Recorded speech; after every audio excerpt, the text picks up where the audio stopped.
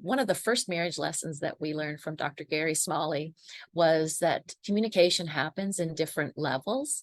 And we were not communicating at a very deep level, in part because when you have 5 little ones around you, the bathroom was our office. It's the only place to be alone. And so I would say to him, come into the office. I need to talk to you, because there are some conversations you don't want little ones to hear, whether it's about finances or what. You don't want your little ones to carry the burden of an adult. And so I would say to him, come into the office. And invariably there would be little knocks on the door like, Mommy, what are you doing in there? Or little fingers under the door. Mommy, Daddy, come out. And so, but we were only communicating at that high level of communication. We're talking about facts and talking about our opinions. That's not a deep way to communicate. When you go deeper, you start to talk about your feelings and your needs. Hello, welcome to Monetizing Mompreneurs podcast, where I take you behind the scenes with industry leaders, entrepreneurs, moms, working professionals, and amazing people pursuing their passions and going for their dreams. And I'm your host, Linda Mendable. For over 20 years, Ann Visser has been equipping individuals and organizations to communicate in a way that aligns with their values so they can lead their families and their teams into a better life. She's a certified John Maxwell Team coach. Hello, I love John Maxwell, speaker and trainer at For Better Forever, and has spoken to diverse audiences, including marginalized women, married couples, business women, business leaders, students, churches, staff, and addicts in recovery, and local and international students through Transformational Paraguay. Paraguay, like the country? The country, yes. Oh, that's awesome. Welcome, Ann. Welcome to the show. Thank you so much, Linda. It's a pleasure to be here on the Monetizing Mompreneurs podcast. I know, it's a tongue twister. It is a bit of a tongue twister. Say monetizing mompreneurs 10 times fast. So tell us a little bit about you and what you do. So, yeah, and one of the reasons why I'm so passionate about equipping others to communicate in a way that aligns their values is because of my story. It's because of the struggles that we had within our own marriage, but we didn't start out that way. I was 15 when I met this guy. I shamelessly chased him. I just wanted a date, Linda. Just give me a date. So I sat in his desk and I wrote him notes and he would write back. And eventually I did get a date. And then 3 years later, we were married. And the photographer said to us on our wedding day, he said, I've never seen a couple look at each other the way the two of you look at each other. So we were just so crazy in love. And then I was pregnant 1 month after we were married, and very, very sick. And now I know that in that first couple of years of marriage, we're really forming a system. We're really forming how we communicate, how we conflict, all the things that need to happen in a marriage, how we take care of our adult responsibilities like paying bills and whatnot. That all happens in the first couple of years, and or it doesn't, and then we don't do it well. And so we had 5 children then in 6 years, and my husband was working long hours. He's a farmer and still is. And so we had these external pressures that were pressing in on our marriage, but then we had these internal pressures because we didn't know how to communicate about what was really happening. And we didn't know how to conflict well, how to have a good fight that would actually help us to be able to talk about the things that really mattered. And so this emotional space grew in our marriage. I like to call it like a creeping separateness that came into our marriage, but we knew what it was like to love one another. We wanted to get back to that. And it all came about. We were sitting in our farm truck outside our favorite restaurant. And I looked at him and I said, I can't do this anymore. And he said to me, what do you mean? What do you mean you can't do this anymore? And I could see that panic in his eyes. Like, what does this mean? And I said, I just can't do marriage like this anymore. We just keep hurting each other. We never resolve anything. And I'm so hurt. Something happened that night to him, and he opened opened up to me about what was happening inside of him. I had missed his pain, I think because I was busy caring for our kids and busy with my own pain too. Pain is distracting, whether it's physical or whether it's emotional or mental, it's all very distracting. And so I had missed his pain. That night we recommitted to each other. We're going to get the help that we need in order to get better. And that was a choice that we had both made. Actually, before we were married, we said to each other, if we need help, we're going to go get help. We should have said when we need help, because that's what I tell couples now when I'm working with them, it's when we need help. And it's a very brave and wonderful thing to go for help. And I tell my people and my kids, go for help. Like, don't be afraid to get some help. There is some good help out there. And this is why I do what I do, because that pivotal conversation, it changed my life. It changed the trajectory of our marriage. And it actually put me on a personal growth journey to get better, because I knew I was part of the problem. That's amazing that you say that. And this is a very delicate topic, and I know that can be delicate, but you just said that you knew that you were also part of the problem. And I think that we also, when it comes to married, it is 100% for both sides, right? It's not 50-50. And Yay. so Yay, I'm just so happy you're saying that. That just makes me so excited, because it empowers us. There's something that I can do about it when I'm taking 100% responsibility for me. There's something I can do about it to move forward, whatever that is, whether it is that we need to set better boundaries with ourselves, or whether we need to grow in skills and learn how to communicate better, which was part of our problem, Linda. We didn't know how to communicate well. We were missing important, essential skills to be in a healthy relationship. that's awesome. I mean, this is right on time for me, so I know it's going to be right on time for our listeners. And so I remember, like, just yesterday, I sat down with my husband and I said, because I always touch base with him, so I always have a meeting with him. That's how I feel. And I ask him, and I always ask him the same question: what do you believe is the most important thing in marriage? In our marriage. And he says communication. That's what he says. That's what he said last night. I think it's always what he says, though. I think if we communicate, that's the most important thing. Communicate about the car. Communicate. That's what he went straight into the car. He went straight into vehicles. I was like, I'll try. It's like when the search engine comes up, or there's an engine light or a new light, like, communicate that with me. And I think for him, it feels like he always wants to feel like he's part of a team. And that's what he tells me. We're a team. And I'm like, yes, we're a team. But he's like very much a team player. And that's one of the reasons why I always touch base with him, because like he's absolutely amazing. I lucked out. I've had conversations with women that say, I wish my husband would cook, or he doesn't. All he knows how to do is sandwiches. I'm like, well, that's great. Have him do sandwiches like a couple times a week, maybe. I don't know. But I know communicate, like, that's a big deal for him, is communication. And I actually had him take the test with the 5 love languages. I had him take it, and it was acts of service for him.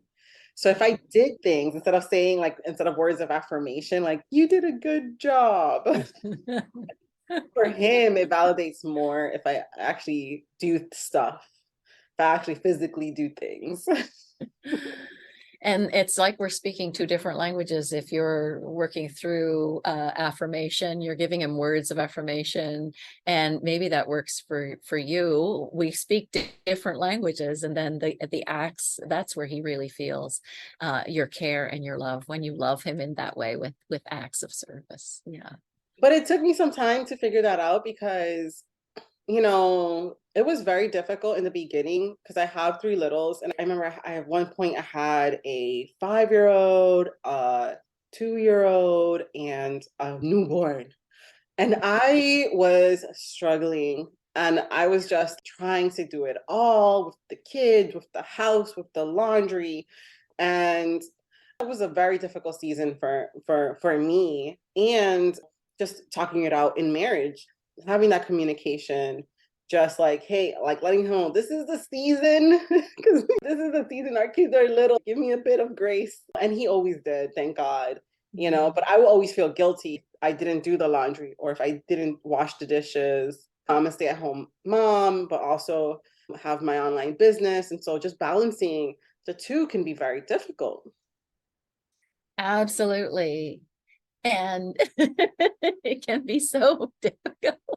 I'm laughing because like I feel like I'm going into all of my stuff and I'm like, I really want to dig into you. It can be so challenging to balance. And I think as women, we're told that we can have it all. And I think that that's just such a fable. There's no way I can be in every place at the same time. Like, it's just Really? not Because I'm a possible. believer that we can have it all in some way. In some way. I do think that we need to make choices. Like today, my dishes are not all done. They're on the counter. They'll get done at some point today, but I came downstairs to be on this podcast. And so I'm here and I'm not up there doing dishes right now. They'll get done. That's okay. And I'm okay to give myself permission. I think as women, we need to give ourselves permission to do what's most important right now. Right. And it's most important right now for me to be with you. And so, but in that communication, I love the communication that you have with your husband, and that he's asking you to be a part of a team and inviting you into that in a way. And I think that's such a beautiful thing, Linda. And I love the way the two of you are communicating, and the way you're really clear, and taking that test, that love languages test, is a great way to understand how to speak to each other and how to understand each other.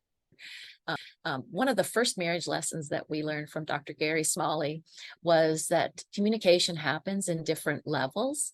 And we were not communicating at a very deep level, in part because when you have 5 little ones around you, what the bathroom was our office. It's the only place to be alone. And so I would say to him, come into the office. I need to talk to you, because there are some conversations you don't want little ones to hear, whether it's about finances or what. You don't want your little ones to carry the burden of an adult. And so I would say to him, come into the office. And invariably there would be little knocks on the door, like, Mommy, what are you doing in there? Or little fingers under the door. Mommy, Daddy, come out. And so, but we were only communicating at that high level of communication. We're talking about facts and talking about our opinions. That's not a deep way to communicate. When you go deeper, you start to talk about your feelings and your needs. And your husband was so very able to say, I want us to feel like a team. That's a need that he's expressing to you. And that's when you go to the deep levels of communication. I still remember when I was standing in the kitchen sink, it was years ago, but I said to my husband, it had been a bad day, Linda, with the kids, and I was frazzled. I wasn't a good day. And I just looked at him and I said, I just need a hug. And he was sitting in the kitchen chair. He got up and he walked over to me and he put his arms around me and he held me. And I just thought, are you kidding me? It's that easy. All I need to do is ask for what I need, and he's willing to give it. But I didn't know that it was part of the skills that we needed to learn in order to be better communicators. Amen. I love that. And I think this is so important because there could be a lot of insecurities when it comes to having a relationship. But true, communication is one of the most important things. I've been very lucky because my husband is not like a talker. So I know there's people that are talkers and there's people that are not. So my husband is not really that much of a talker. So when he does talk, I pay attention. And so whatever he said, if he sends me a song, I pay attention. I'm like, okay, what is this song? Because I'm just trying to find ways to get to know him and get to know what he's thinking. I like feeling I guess, secure, for lack of a better term, in the sense of I am getting his need. I am understanding what he wants. And so that's why I have my meetings with him. Hey, what's important to you? If there was, and then I ask him questions like this, if there was one thing that I can do for you, what would that be? And there's so many things to do around the house. I said, okay, if you can only pick one thing to be done consistently, what would that thing be? Just because so I can at least get one thing out of all of that. But for me, that's how I approach my relationship. I want to make sure that he feels good because it makes me feel good. Because then I feel good and I feel like I can relax because I know that his needs are getting met and he's all right. So I touch base. But There's so many different aspects in communication and relationship. And I have met women that have communicated with their husband, letting them know, hey, I feel alone. And their husband continues to do the same stuff over and over again and not listening to them. So how can we allow not just us listening to our husbands, because I feel as though maybe it's innate in women to listen because we're always talking with one another and want to communicate with one another. But how can we express to our husbands and communicate with our husband in a way that they can listen to us? What a great question. And so I talk about pivotal conversations and the importance of being able to have a good pivotal conversation. So the conversation that we had in our farm truck was a pivotal conversation because it shifted the way we did marriage. It shifted the way we communicated. It shifted the way, not right away, we needed skills, we needed to learn skills, but it began that change. And so one of the ways to communicate with our husbands is to be aware of when those pivotal conversations are happening. For example, when you asked him, what is it that you need? Just one thing. If there's one thing, that's a pivotal conversation because you're indicating that there's going to be a shift in the way you're doing one thing. And so, and I noticed too, that when you said to me, when he sends me a song, I pay attention. What is it saying? What is it saying to him? And what does it mean to me? That's really important. You're like, he's communicating without the words and you're paying attention. And that can be a pivotal moment, even a pivotal conversation after that, when you ask him, so what did that song mean to you? I really like it, but I'm curious, what did it mean to you? So I love that sense of curiosity that you have with him. And that's what I love to teach my people. Be curious about your people. Be curious about their hearts and what's really going on underneath, because it's just a song, but maybe it's not. Maybe it's saying a really important message that really spoke to him, that he wants you to know. He wants you to get that message. So you don't want to miss that message. So I say, be curious about that communication and what's important to them. Be curious about their heart and about their experience. That matters. In the case of my husband, when we had that pivotal conversation, that was well over 20 years ago, Linda. But when we had that pivotal conversation, his heart was crying out, and so was mine. There weren't literal tears that night, but we were both crying out for help. And so we were both paying attention on that particular night. And so I think it's really important to be curious about, okay, how do we move forward from here? This isn't a good place. We need a shift or a change, but how can we move forward from here? We started with a book. And we started to read. And as we read and devoured that book, we really literally devoured that book. And every page, we were learning new things because we were such babies and we knew so little. But then we started to apply the things that we were learning. And that's another thing that I teach my people. Knowledge, it only takes us so far, not very far, really. We need to apply the things that we're learning that really work. And that's where we start to gain momentum in relationship and in life and in business too. If I learn all the things there is to learn about sales, but I don't actually ever sell, then I don't really have a business. And I'm not applying what I'm learning. And so it is in business. It is in relationship too. I must apply the good things that I'm learning. I say, if what you're doing isn't working, try something different. Don't keep doing the same thing over and over again that is not working for you. For heaven's sakes, try something different. I will say to my people, let's do an experiment. Okay, let's experiment depending on what they're working on. Like maybe she's working on that she's actually talking too much. And I will say, try talking less, dial that back and leave space for them to inject their ideas and their thoughts so that you can hear more. Because women will say to me, I'm so lonely. He never talks to me. And then they're doing all the talking. So there's no space for him to actually talk. And so I'll say, okay, let's do an experiment. Let's try something different. How about you dial it back and you talk less? How about you talk half as much? You're going to have him looking around like, what's going on? There's a shift or a change here. And then be curious about what their experience is. Amen. My husband actually told me last night, he was like, you don't talk much. Because like I am the type to have intentional conversations. So I'm not really like talking a whole bunch, but I'm having more intentional convos. And that's why I check in, because I'm not a big talker. So how about if there's women like me that are not such big talkers, what can we do to express ourselves more? I'm trying to do it more. That's a great question, Linda. And so the exercise that has really helped me and so many of my women, and this is what I teach in Pivotal Conversations, is to actually check emotions. And this is a great way to journal through these questions. What am I thinking? What am I feeling? What's troubling me right now? And what do I really want? Then you've got something to talk about. So you've got to, you can talk about what you're thinking about. You can talk about how you're feeling, what's troubling you today, and what do you really want? And I have another fantastic exercise that I would love to give you. We do this every night. We've been doing it for years. It helps us to connect when we're really, really busy, but I love it because of the consistency to it. And whether we're apart or not, we call each other if we're traveling, just to check in and ask these questions. So the first question is, what was the high point of your day? It gives you something to talk about. And what I love about that is sometimes he'll share things with me that he hadn't thought to share earlier. And so I learn more about him. And by the way, the first part of love and knowing and attachment is to know, and this keeps us in the know. I think often couples say they've fallen out of love when they've really fallen out of know. I don't really know you. We're not spending time together. We're not talking together. So I don't really know what's going on. Your check-ins are helping you to stay in the know. And that's what's so great about your check-ins with your husband. And so when we do those, when we ask those questions, thinking, what am I thinking, feeling, what's troubling me, and then what do I really want?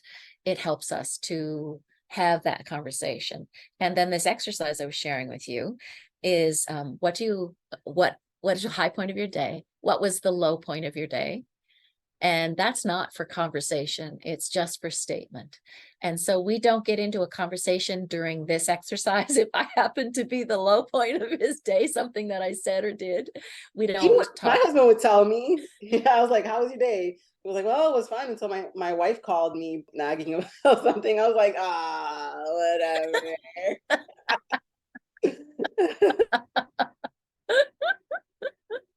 He's too much. He'll tell me. He's a good That's communicator. That's fantastic. And then we always end off on a high point is, what do you appreciate about me today? And it's really important to ask each other that question. It's a really vulnerable question, and vulnerability is a big part of love and relationship. And it's a big part of getting to know each other, because when we're vulnerable and can say, I really appreciate about you. One of the things that I really appreciate about my husband is that he is taking specific time to care for our adult kids. And so, and to me, that makes me just warm and fuzzy inside when he's caring for our kids as much as I do, but in a different way. And so I just love that about him. And it's really important to express those appreciations to each other, because it gives us a positive experience with one another again. This is good because I'm thinking back on like some of my friends that have gone through very difficult moments. And I know other women who are listening may have gone through, or even men that might be listening, who knows? Mhm. But I feel as though he's right, because I asked him what's important. Communication, that is the most important. Yes, you are right. But what would you say if you're in a kind of in a difficult spot and you're feeling lonely, right? You feel lonely, you feel like you're the only one, or you feel like your needs are not being met. I know about having those pivotal conversations, but what can they also do? What type of actions can they do to kind of turn the situation around? Mm. I love this question. And my daughter and I were just talking about this the other day. I think there's two kinds of loneliness. So there's a kind of loneliness that we inherently have because we desire connection and human connection. And that happened a lot over this last season. There's a kind of loneliness that happens for me when I can't touch the people I love. I love to touch, and it's one of my love languages. And so there's a kind of loneliness that I feel that I know that it's just because I'm not getting enough touch. And for me, that's okay just to acknowledge that emotion and then be aware of where there are opportunities to hug my grandchildren. I have 11 of them. or Congratulations. thank you. Or to care for my dad, love to wash his hair and trim his hair. So there's that kind of then there's the other kind of loneliness where we're in a relationship and we're not connecting. And so in that case, there are different ways that we can connect. That exercise that I gave you is a great way to start because it's not so threatening. It's easy. It's easy to remember. Men actually love this exercise. And so it is just incredibly helpful to start there, to connect in a small way. And then there are ways, I think it's important for my loneliness. I need to be with other women. It's just important for me to have girlfriends. It's important for me to have sisters that aren't sisters by blood, but it's important to me to have that sort of connection and to have those deeper conversations. Yes. Yeah. Girl, yes. Don't mind me saying girl, but yes. You know why? I have heard of relationships. The woman gets married and then she takes him away from his friends. What are you doing hanging out with? I feel like that is a big red flag on the relationship play. I never took away my husband. Like, my husband loves baseball. When the springtime comes, he has his league that he plays with his friends. I do not touch that. I feel like he needs that. And I feel like that keeps him and our relationship healthy. There's a lot of trust that involves there. And I completely trust him. Why not? Like, shoot. And he lets me have my time with my friend. And that's why we have Monetizing Mompreneurs, for moms to get connected with moms that are in this journey of entrepreneurship. But I feel like a big red flag is preventing your significant other to go out with their friends, because friendships are necessary, right? Friendships are necessary for us. They're so important. It's important for us to be plugged in and connected somewhere. And that's why I have a membership as well. I love that you have a membership too. I just think it's so important for all of us. And I agree with you that it is a big red flag when we're not able to allow our partners to have other relationships outside. And of course, there's lots of accountability that we can build into that, but it's important to have healthy relationships that continue to build relationship. I say that it takes a village to raise me. You've heard that saying, it takes a village to raise a child. Well, Yeah. I need a lot of people in my life. I need people for my business. I need people for my personal life. I have a friend. She's been a friend since grade 1. We've known each other. And we're just whining to each other because we can't get to coffee this weekend. But it's important to meet with her. She knows me. There's a whole lot of things I don't have to explain to her because she's walked with me through many, many things. And then I mean my husband, of course, and they're all different kinds of connection, but they're all important. And even to be known in small ways, I think is so important. When I was first started my business over 6 years ago, we didn't have good internet at home, so I would go to the coffee shop in the city to have internet service, and I would stay there for a good part of the day. And so they got to know me there. They got to know my coffee order, which is a little different. Then when I had internet at home, I wasn't going in anymore.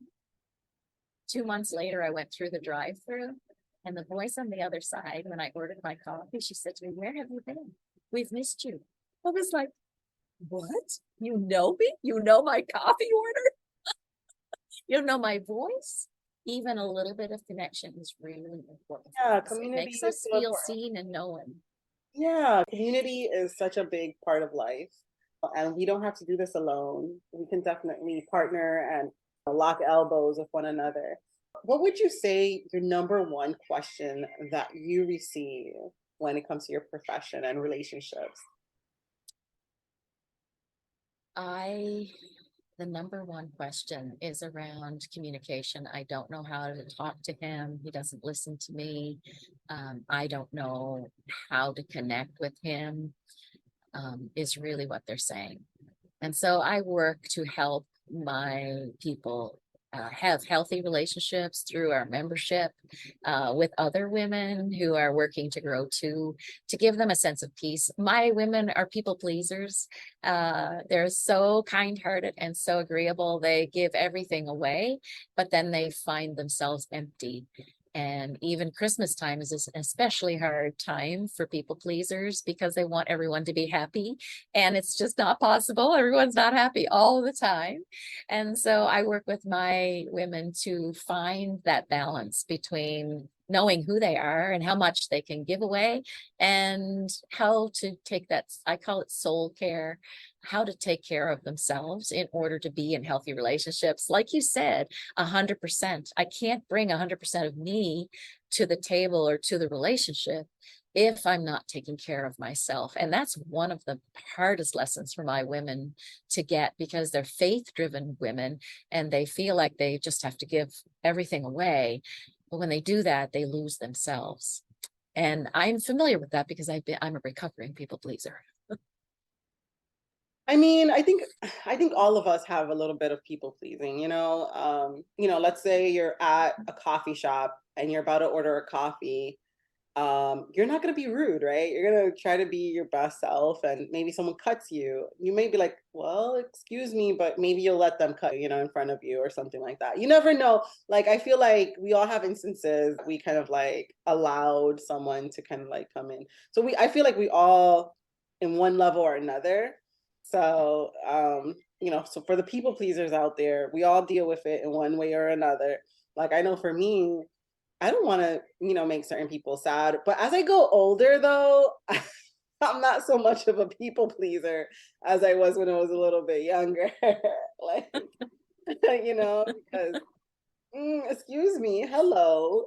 I remember I had an altercation with someone at Legoland. Excuse me, did you just cut in front of me? Because I'm going to get this Mario Lego for my son that wants it, okay? Like, I'm not spending all day in this line.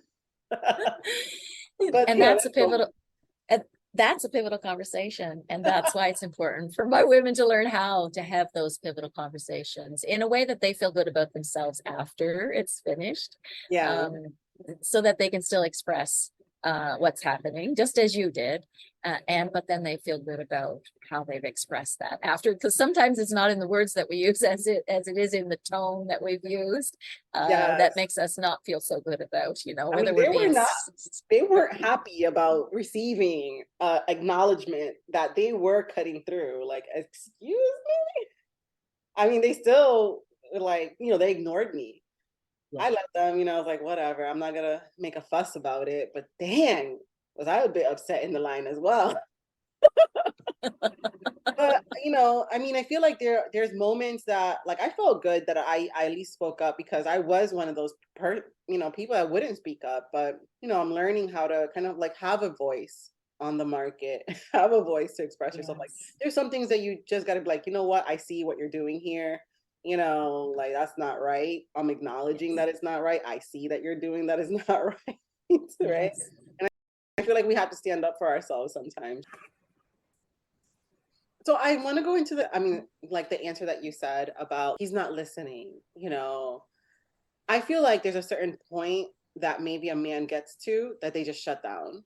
Mhm. And so how can we prevent that point of shutdown? Because I don't want, I don't want to get there. So I'm always checking in like I shut down easily. I'm the one that kind of does the cold shoulder. I'm the cold shoulder person. I was having a conversation with another fellow mompreneur, and she was talking about how he won't tell her things that she should know about. And it feels very like a betrayal. He's the type that's very friendly. And he's just a people person. She's not. She's more, I guess, introverted, but she doesn't understand why he doesn't tell her something. He opened up a business behind her back, didn't tell her nothing, just opened the business behind her back. And he would give her the code. Like, if they have a fight, he would be the one to just shut down, give her the cold shoulder for weeks at a time. And she wouldn't know how to, it would be so betraying for her. And they actually went and got help because of that. And I feel like a lot of women go through something like that. Like how can we as women face something like that, how can we prevent the shutdown? So first of all, I just want to identify there's a difference between a man shutting down and then a man going behind his wife's back and starting a business. That is a betrayal, as in it's a breakage of trust, right? So how can I trust you if you're taking money from our personal, because it takes money to start a business. And if you're taking either retirement where are you getting money, this money from? Like, what's going on? Why wasn't I, because she did say, he did approach her and say, hey, I'm thinking of doing XYZ. He did do that, but then he ended up just doing it on his own without, she was like, we can do this at this time. She put a time on when, but he did not listen to her advice on when, didn't really listen to her, kind of like, that's horrible. I mean, I there's moments. Yeah, Linda, that's a big betrayal. And that means that trust needs to be rebuilt. And trust can only be rebuilt with two people. The woman cannot rebuild that trust alone. She needs to risk believing that it's possible for them to rebuild that trust again. But he needs, that person who is betrayed, whether it's a man or a woman, the betrayer needs to be open and honest about what they're doing in this case, in business and in finances, and where that money is coming from and where it's going, in order to rebuild trust for each other. And so that's a two-person job, whereas forgiveness, and that's a one-person job. Forgiveness is letting go of the other person and setting yourself free, because when we don't forgive, we become very resentful. And so that's one thing that a woman can do regardless. If she's been betrayed, she can move forward in forgiveness. And often that takes some help and some support, depending on how deep the betrayal is. They're getting there. They are definitely, and he's attending, because he loves her and they love each other. They've been married for a while and stuff like that, but there is certain instances that she doesn't understand how to reach him and how to talk to him. How can we have a pivotal conversation on that? We first deal with our own selves. So number 1C is to check emotions. We have to check ourselves so we can come to the conversation in a better way. Because if I come accusing, if I come angry, then that conversation is shut down before it actually even starts. And so the first thing is to check emotions. What's going on? What am I thinking? What am I feeling? What am I worried about here? And that question is often not what we think it's going to be the answer to that question. So it's really important to answer that question for ourselves. Like, maybe what I'm worried about is that you're going to spend all our money and we're going to be broke. It's important to be able to identify that and to be able to say that to your loved one. And then the last one, what is it that I want? And what is it that I need? Because that need might be a little different than the want, right? So once we check those emotions, then I check my motive. Like, what is my motive here? Sometimes our motive is, I just want to be right and I want to prove you're wrong. That's not such a healthy motive, and that's not going to get us where we want to go. And so I say, what is the end goal for your relationship? Well, the end goal for marriage is connection. I believe that that's the end goal for marriage. And so, is this going to help us connect? If this thing stays in between us, are we going to continue to be disconnected? Yes, we need to deal with this thing. And so the second C in there's 3 C's to pivotal conversations. And that second one is to communicate and clarify. That's where you communicate those thoughts and those feelings and what is really troubling you about that. And then you invite feedback. So help me understand. I love that phrase. Help me understand how you went out and spent that money without me knowing. Help me understand how you thought that was okay, because I'm not okay with that. It depends, like how we say it matters, right? Yeah. And then invite feedback from the other person.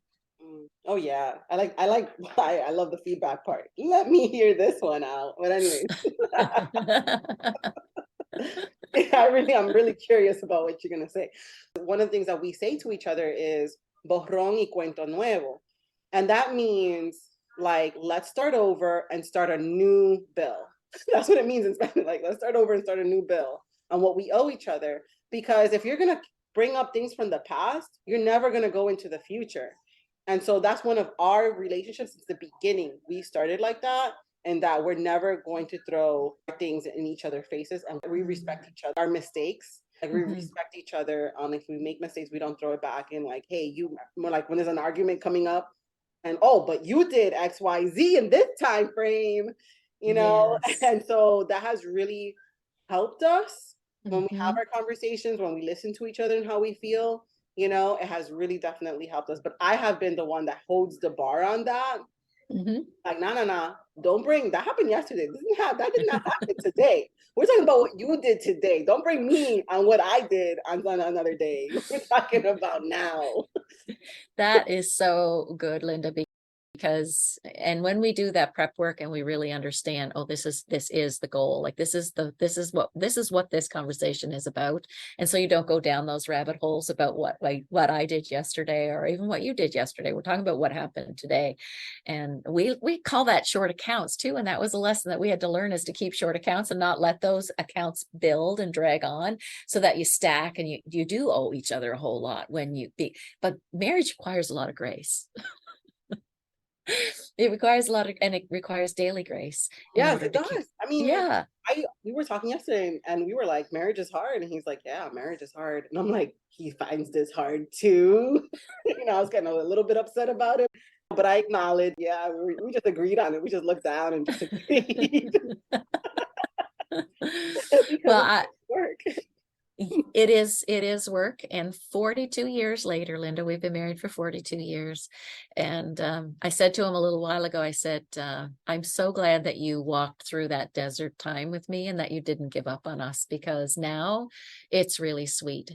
Like when you can work through those things, whether they're smaller things or little things, and when you don't stack a whole lot of issues and challenges, and you deal with things as they come up, then when you get to 42 years, it's very sweet. It's very good. And I'm so grateful that neither of us gave up, and that we were willing to walk through that hard space in order to learn the skills and the tools that we needed in order to be better together. And I tell my people, don't give up too soon. I think today we give up too soon and we stop trying because it is hard.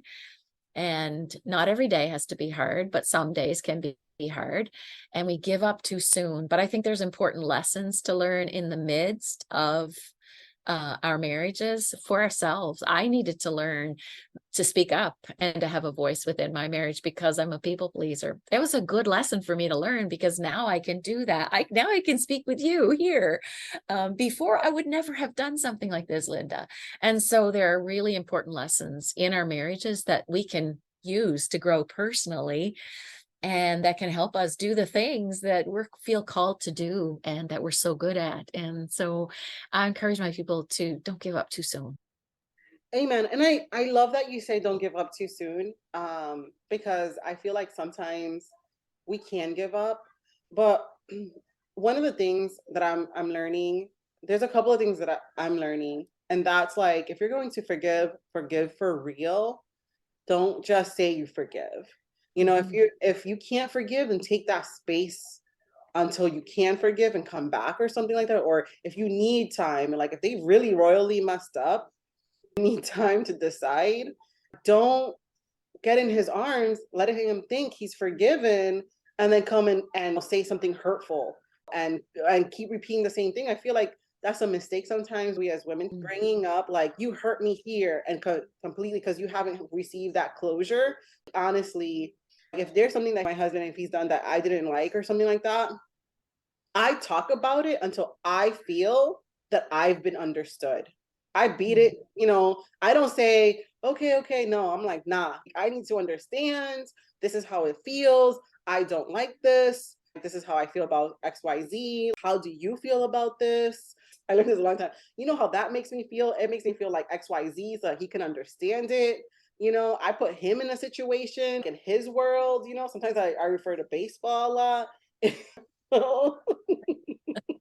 Just so he can understand the emotion. You know how it makes me feel? It makes me feel like when you go to your baseball game and that's the third strike and you lost the game and you were the one that was supposed to. I put some perspective or something so he can understand where I'm Mhm. coming from. And that actually works a lot. That works Mhm. so much. Yeah.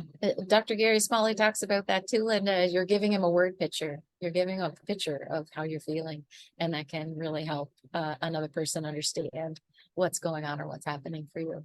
That's Oh brilliant. yeah. Yeah. I and it worked, and it makes him, and he stops, and I see him processing. I'm like, that's how that feels. Yes. Um, yes.